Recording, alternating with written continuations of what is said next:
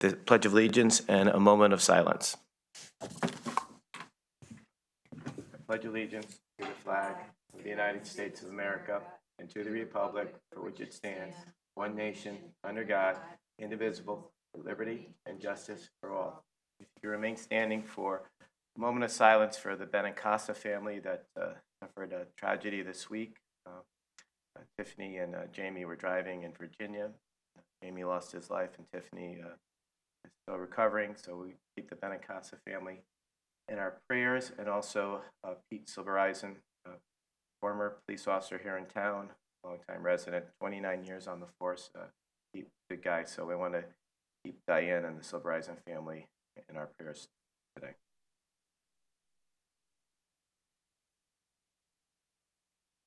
Okay, thank you. All righty. Is there a motion to approve the minutes for the meeting of March 10th, 2025? Lauren Raven, so moved. Janet Stone McWigan, I second. All those in favor? Fred Camillo's a yes. Lauren Raven, yes. Janet Stone McWigan, yes. Thank you. And is there a motion to approve the minutes of the special meeting of March 18th, 2025? Lauren Raven, so moved. Janet Stone McWigan, I second. All those in favor? Fred Camillo's a yes. Lauren Raven, yes. Janet Stone McWigan, yes. Okay, thanks. I'll go right up to the first Selectmen's updates. Shout out to the Hibernian Association for another successful St. Patrick's Day parade. It was the 49th annual one. We had some good weather there, and parade went off without a hitch, so I want to thank them. And I look forward to the 50th next year. Tonight, some of you will be at Chabad's celebration. Looking forward to saluting them and all they have done here in our town, and they're certainly in their new home across the street. This Friday, we're doing a ribbon cutting at the Family Center's new location at Holly Hill at 3 o'clock. And then later that night, tomorrow night at 6 o'clock is the annual GEMS event. So if you're not doing anything, that's always a nice one to attend. We're doing a Vietnam Day, Remembrance Day flag raising this Saturday at 10 o'clock. And on Monday, we are having I asked the Regional Water Authority to do a forum in Greenwich because it was, for people who will remember, it was controversial. They took over Aquarian water. And there were some questions there that many of us had, like, the land that the Aquarian was paying taxes on now, are they going to be paying taxes? Are the rates going to go up for the taxpayers, or the ratepayers? They're saying no, but I thought it would be better for them to come here in person and answer the questions and get everybody on record. So we're looking forward to the folks from RWA. They've been very, very good about getting back. So that would be on Monday at 6 o'clock here. On April 3rd, we're going to be doing the Greenwich Boys and Girls Club's annual awards. As an old club kid, I think the only elected official that went to the club for many, many years. It's always a great thrill for me to be there. My family had worked there, and it's just a wonderful place. Thousands and thousands of kids have gone through there. And this year we're honoring George Fox and the Havreniks, Barbara and Joe. So we're looking forward to honoring them and seeing everybody on the 3rd.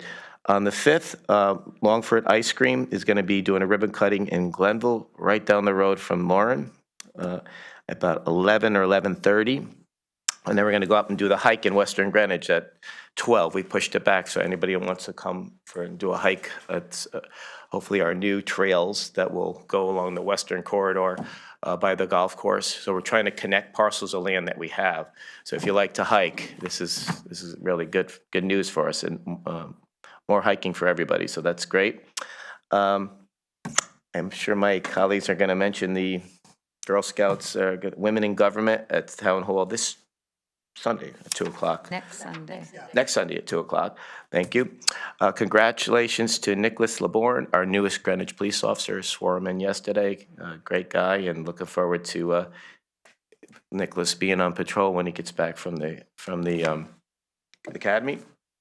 And I put together, I'll end off this. In the last few years, we started monthly meetings with leadership, people in leadership in the RTM, Planning and Zoning, BET, Board of Ed, and it's been pretty successful.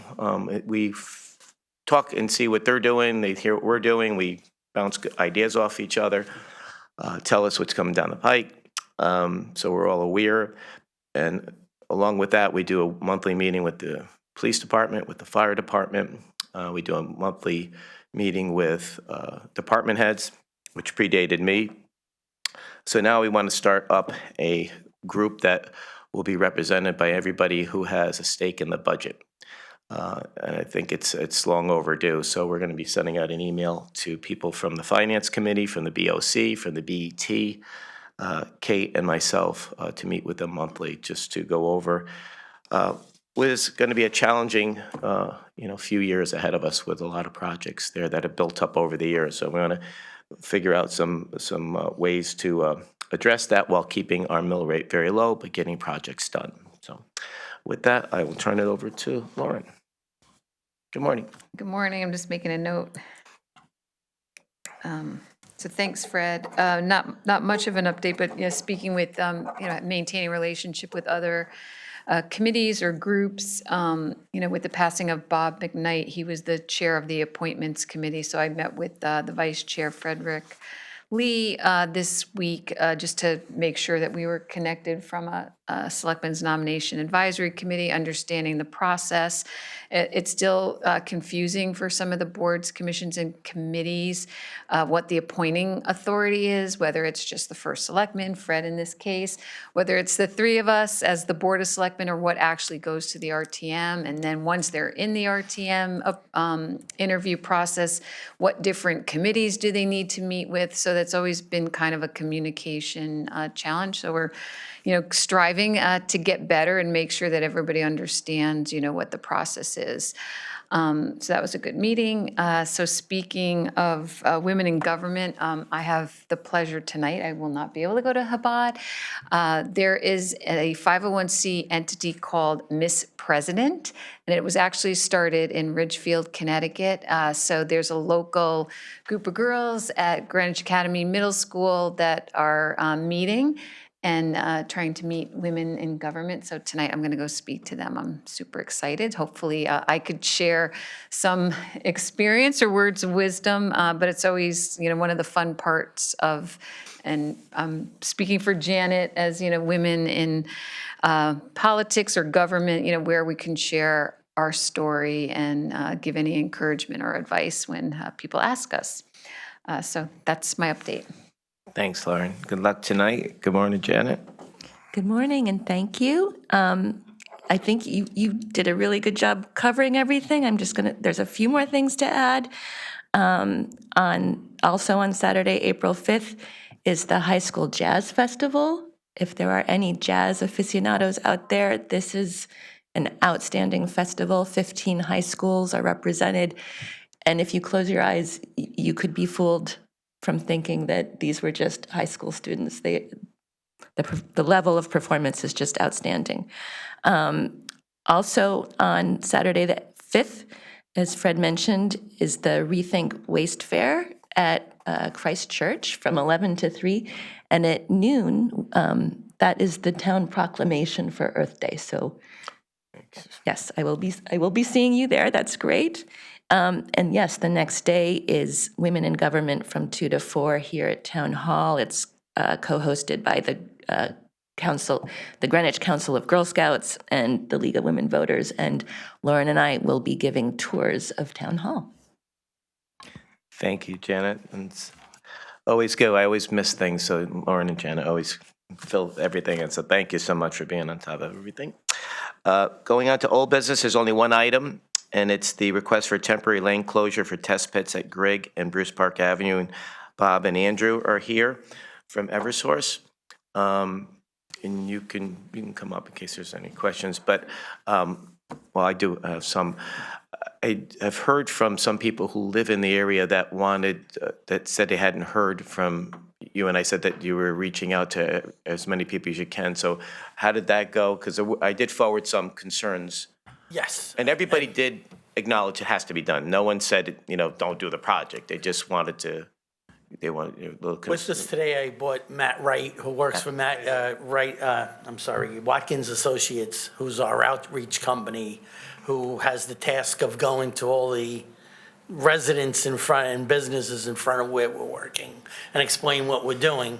And I sent you a copy of his drop-off or flyer that we intend to use. And we're still waiting to get the actual permits for a start date and that information for him to be able to knock on the doors or, and your approval to say that the town is aware of what we're doing and behind it and the details of the letter. So I wanted to take today's time to share that with you and see if you wanted him to start before we had our technical permits and everything in place. Yeah, we have our traffic plan and all that stuff. But Yeah, I think just letting people know, because I think some, these things get in the paper and people are calling saying, why'd you approve this? I didn't know. This is a second read, right? So we always do this so people can weigh in, unless there's an emergency and we have to do it. So we wanted to hear, and a friend here who lives in the neighborhood wants to, voice her concern too. So we just want to make sure people know that's why we do the second read, so people can weigh in. And yeah, the whole thing is just to let them know ahead of time so they can get back to us with some, and I know that you're up against with the clock and everything. But one guy mentioned something yesterday, which I always thought it was better to do these things now than in the summer when windows are open. But he said, well, I have a little air conditioner and I could always just shut the window and put the air conditioner on in the summer. I'd rather them do it in the summer.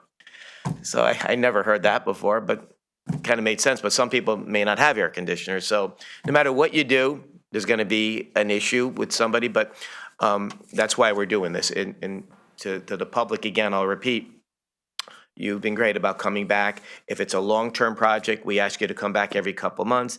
When it's short-term like this, we'll ask you every 2 weeks.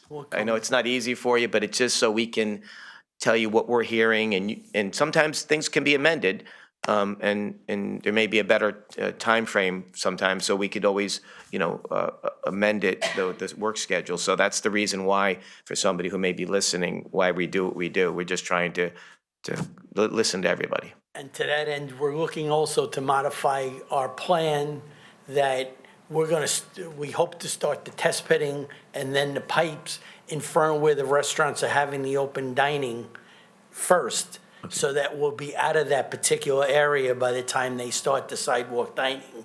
And we'll be working on other parts of the project. Instead of doing it north to south or south to north, we'll actually be starting in the middle and then clearing out of that to facilitate the outside dining. So we're trying to, on the fly, make adjustments to what works and what we can. Thank you. Yeah, well, I appreciate it. And because of this, it brought up some other things that some neighbors had with music on the avenue. So I went and visited some of the owners, and I got a buy-in from one person who owns a couple of restaurants who said absolutely, and we're going to stay on top of that. So this actually was helpful because it got me out there again to listen to some people and who, again, they love having the entertainment, but one establishment apparently was going a little late at night, and I hadn't heard that for last year, so that was good to know. So the owner of the restaurant is aware of it. So, any questions? I did have, yes. So one email we got from a resident on Greenwich Avenue did raise the concern that they're not going to have a restful night of sleep for, an extended amount of time. My question is, are we scheduling this work at night simply so that we don't disrupt business and traffic during the day, or is it a must-do at night because we would have to close off the street altogether? It's only one lane, and we're submitting a traffic plan where we're only shutting down one lane when we're working. So it's not a must-do at night. And what I had offered up, and if it makes sense, we could do certain parts during the day if it would facilitate a certain area where in front of these 3 buildings, let's work at daytime and then do the rest at night. We'll be totally flexible to do whatever we can. I'm wondering if we could do that just to give some respite. Relief.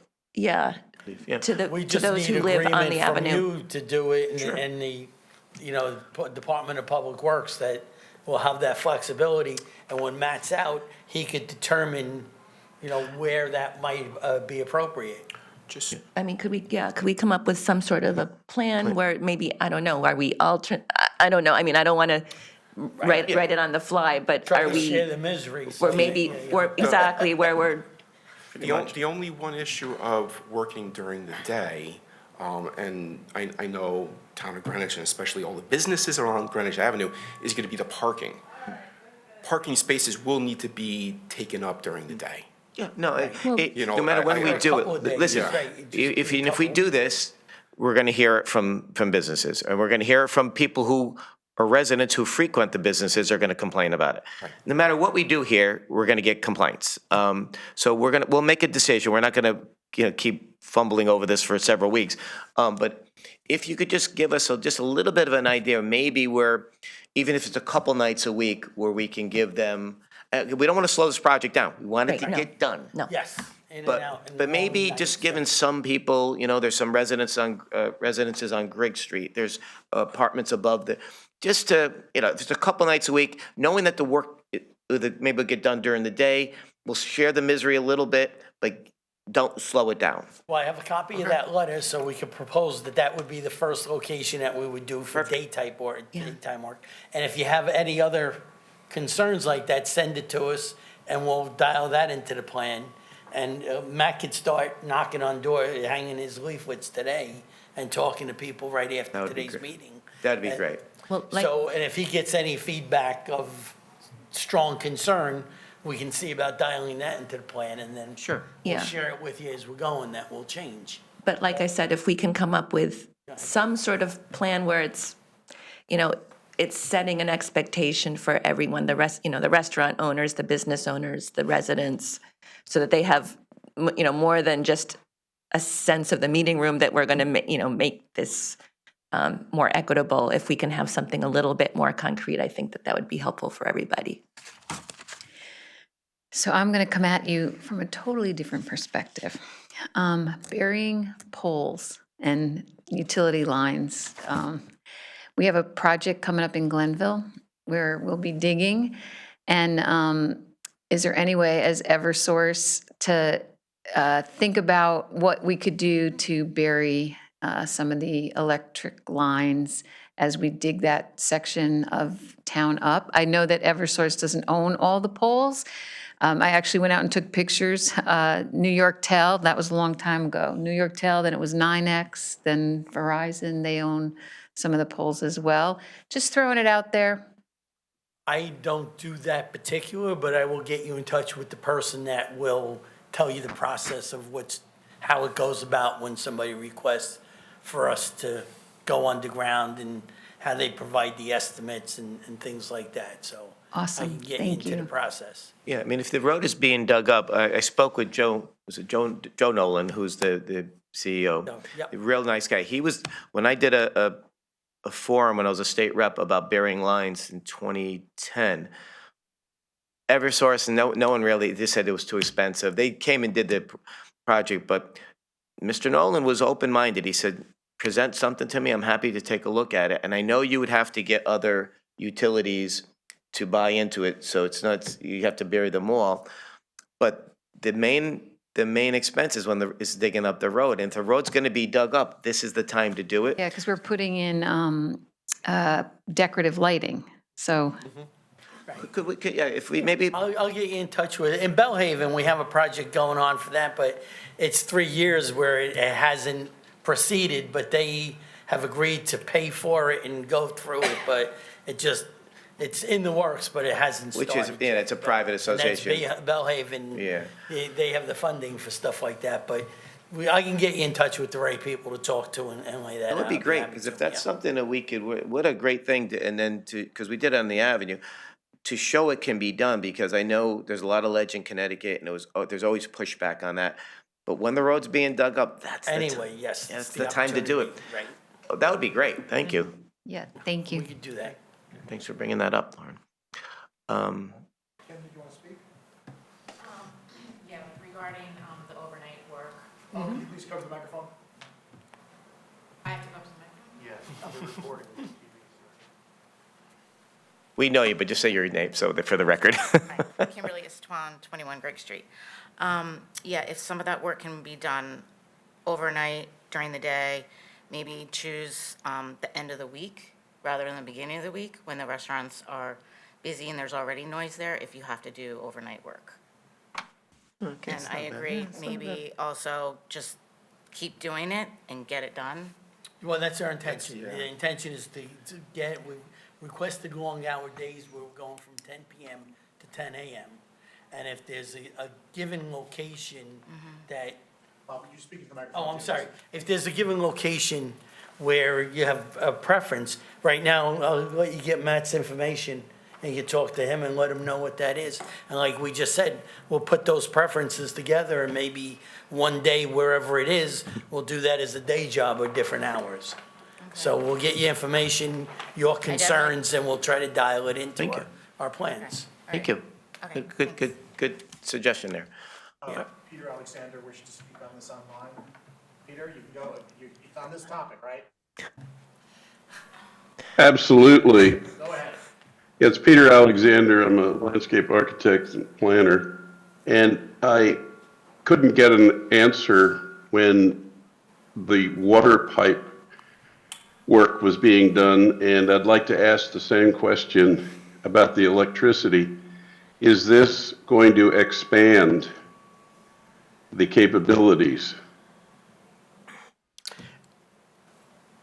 The primary interest in doing this job is to relocate the wires that are going in a manhole that was built in the 1940s, and it's too congestive to work in there and do safe work in there. So that's the primary driver of what we're doing. We're basically doing like a bypass around that manhole for the conductors to be put through. So the intention is not to expand, but when we do these projects, we put extra ducts in the ground as we're doing it that are spares and would have the potential for another day to pull more conductors in if that became part of a plan or a need. So we're not doing it for expansion, but we build it into the work. Okay. And is that in sync with the water company? Do they leave extra conduits in as well? I Do don't you know know? what the water company does. I don't believe so, but I know little about their work. You could always Thank you, shoot, you could always shoot an email to me that I could forward to Aquarian, Peter, and to answer your question. Well, it's really the DPW and you guys. Are we getting nervous that that huge grant we got to triple the size of the sewer plant and accidentally fill in the salt marshes? Are we going to have to pay them back because we were supposed to have a minimum of 150,000 people in the town to get that grant? I know it's a few years ago. Yeah, and I think we're getting a little off topic here right now. But anyway, if you want that other information from Aquarian, just send me an email and I'll get it for you. Thank you, Peter. So, yeah, you sure? Okay, thank you. Thank you. Any other questions or comments? I was just going to Nick? mention the letter that I have printed. Sorry, Matt Wright. Matt Wright with Watkins Strategies, the outreach coordinator. So the letter I've printed right now, when I printed them, I was under the impression that it was going to be 10 p.m. to 10 a.m. So for right now, I'll go ahead and just go to the businesses, right? Because that's who would want those types of hours, not the residents. Just so I'm clear. No, it's got to be It's got to be for everybody. Yeah, because the residents were complaining and saying, we live here. Why are we getting, the second thought, basically being an afterthought? And so we're trying to balance this. That's the reason why we just talked about maybe giving them a break a few days a week. So definitely talk to the people there. There's not many houses on Grigg Street.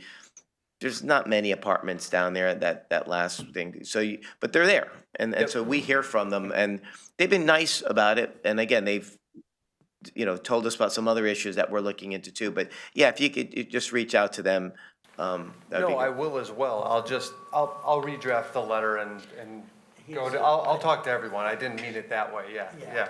Sorry, thanks, Matt. Well, I think we might have gotten a little circular here because now we're talking about coming up with a plan where we're alternating.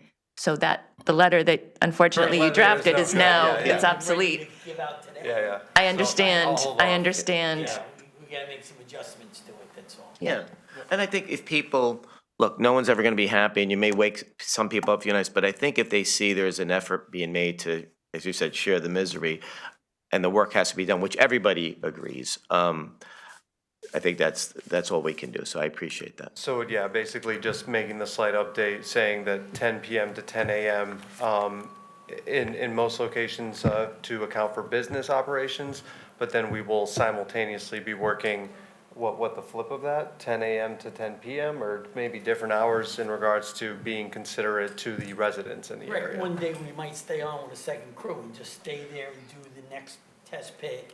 Right, and- during that day, and so you that you're not there on the overnight.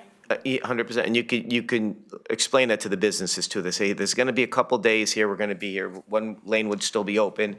We're going to, we're doing this because we're trying to be, cognizant of who lives there. And again, we're going to get some nasty emails, angry emails, but it's okay, it has to be done. And so we're trying our best to have a nice compromise here. Could we confirm what the preferable daytime hours would be? Well, can we ask for some rough plan from you? Like, you know better than, better than we We'll develop do. that between, Okay. where we have the one letter from you, this person that came. will Right, address their concern. And when you come, and you do it for the first 2 weeks, and if Might get some pop-up. if you find out there's a better way, and you may say, hey, we did it for 2 weeks, but there's a better way to do this, we could always amend it. That's the beauty of coming back every couple weeks for a short period, like short project timeline. Right. Is that we can adjust. Our next meeting's April 10th. So everything that we're discussing today applies to April 10th. And then when you come back on April 10th, we can revisit. Follow through with it until done. Thank you so much. Thanks. Thank you very much. Appreciate it. Thank you. Okay, going on to new business, we have a request for an amendment to traffic ordinance schedule 14-10-1, 10.1, and it's a parking permit and cost, and DC Bonnie, straight off the injured reserve list. Good morning. Good morning, Chief. Just want to remind Eversource that if they take any parking spots during the day, they should contact me. Deputy Chief Bonnie. Yeah. They're aware of. Non-emergency work, you got to call me up and there's a fee involved, Yes. taking spaces. Okay. Yep. Thanks, Bob. So we're here to add an amendment to the parking permit regulations. And it basically mirrors what they do at Holly Hill. When we send out permits for parking permits for the, whatever it is, residential or commuter, they have 30 days to report to us if they didn't get it in the mail. And because what's happened, it's rare, but what's happened is we've had people come several months later and say, oh, I never got my permit. And, we have to draw the line somewhere. We thought 30 days was fair. If you have 30 days to report if you didn't get it or not. If you lost it in the mail, there's a $10 processing fee that we have to pay a third party to issue new permit and new numbers. So that covers that price. And it's just something for you guys to consider. We were trying to just button up the regulations a little bit so that we'll put this on the website so everyone can see. Very similar to what Holly Hill does for their garbage permit. So do you want me to read it to you, or do you have it in front of you, right? Yeah. It's like a paragraph. So I bring that forward for your consideration, Okay, any questions? and that's really it. No questions? It seems pretty straightforward. Yeah. I'm sure. We I love have having- received, thank you. The request has come in for a flag raising for the Philippines. They had stopped these flag raisings during COVID, as so many people did, and they're missing them. They're wishing they could be back to celebrate their National Independence Day. And they would like June 13th, which is a Friday at 10 a.m., to raise the Philippine flag. And then they would like to use the meeting room at Town Hall for a very brief Philippine breakfast, which would be a treat for everyone. I do admire the patriotism of this group. They are wonderful Philippine citizens and many American citizens that come together for events and are very devoted to their families and their Greenwich community. So I hope that you will approve this flag raising. Well, thank you, B. Yeah, we're looking forward to it. So this is a first read, so we'll wait 2 weeks. And if, if we hear anything, we'll certainly discuss it at the next meeting on April 10th. But, I don't see anything wrong with this, but we just want to respect our first read policy, and we'll see you on April 10th. Thank you so much. Thanks, B. Bye-bye. Take care. Okay. Do we have any appointments? Yes. So the first thing that I wanted to just make sure the public was aware, we did do interviews for boards, commissions, and committees last Tuesday, the 18th. And because of a time-sensitive nature to get somebody on the April RTM call, we did vote and nominate Stephanie Johnson as a returning member of the Ethics Board. Just for the public, we typically will only do our votes in our regular sessions, not after our special meetings where we actually interview the candidates to make sure the most people that care about it are listening to it in a public meeting. So then I have two for today. Lauren Rabin, I motion that we nominate David Snyder as a returning member, position R5, to the Board of Human Services for a term ending June 30th, 2028. Janet Stone McWigan, I second. All those in favor, Fred Camillo, yes, contingent upon him bringing some syrup. Yeah, I think I'm going to be going to Vermont. I might get some myself. Lauren Rabin, yes. Janet Stone McWigan, yes. And Lauren Rabin, I move that we nominate Stephanie Palmino as a new member of the Board of Nathaniel Witherall, position R2, for a term expiring June 30th, 2027. Janet Stone McWigan, I second. All those in favor, Fred Camillo is a yes. Lauren Rabin, yes. Janet Stone McWigan, yes. Okay, thank you, Lauren. Seeing no other business, is there a motion to adjourn? Lauren Rabin, so moved. Janet Stone McWigan, I second. All those in favor, Fred Camillo is a yes. Lauren Rabin, yes. Janet Stone McWigan, yes. Thank you, everybody. Thank you, Ken. And thank you, Barbara Schellenberg.